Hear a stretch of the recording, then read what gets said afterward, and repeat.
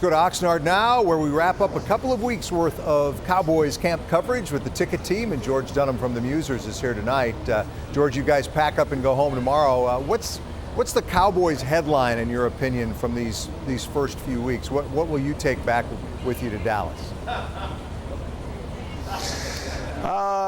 Interesting young quarterbacks, I guess. There really hasn't been just a whole lot of storylines in the first couple of weeks outside of that. We all saw the importance of the backup quarterback position last year and how they went 1-11 without Tony Romo.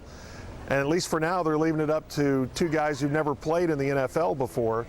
That could change in the next couple of weeks, but I think it's going to be worth watching to see how Jamil Showers and Dak Prescott play against the Rams and the other preseason games after that.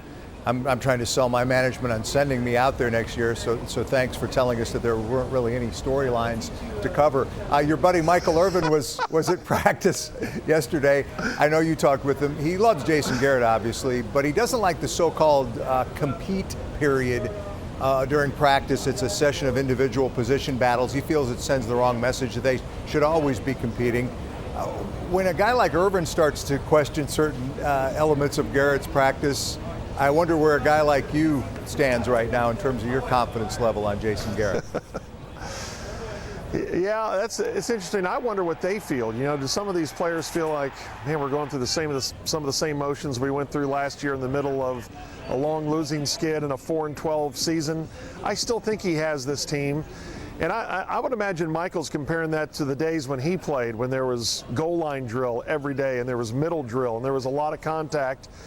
And from what I've seen, you know, there's been a lot of competition here. I think Morris Claiborne's had a really good camp competing against Des Bryant and the other receivers. And you see it in, I'll mention a North Texas player, Derek Akune, who seems to be really competing.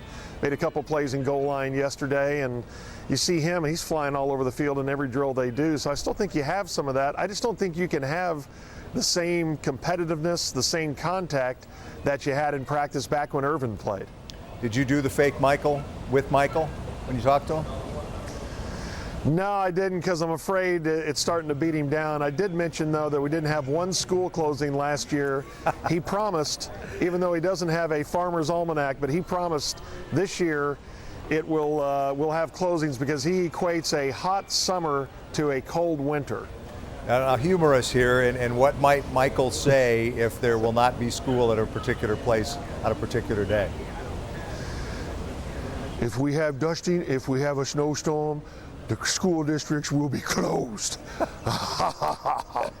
George, that, Doocy? I love that. This is our final ticket report of this camp. Try not to get emotional here, but I just wanted to tell you guys how much I appreciate it. We're going to run the montage right now. You guys being the eyes and ears, along with our photojournalist Chris Hanks, of course, at camp. I can't really express to you how much it means to me. And it's funny you'd mention that, because we do leave you with this special look back at our ticket coverage from Foxnard. That question's too stupid to be from you, so it's probably from Mike. So I'll go ahead and answer it. Back to you, Deuce. Thank you. Thanks, Dan. It's something unpredictable, but in the end is right.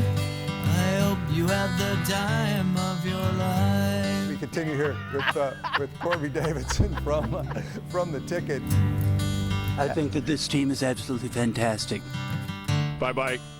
Love you. Georgie, thank you very much.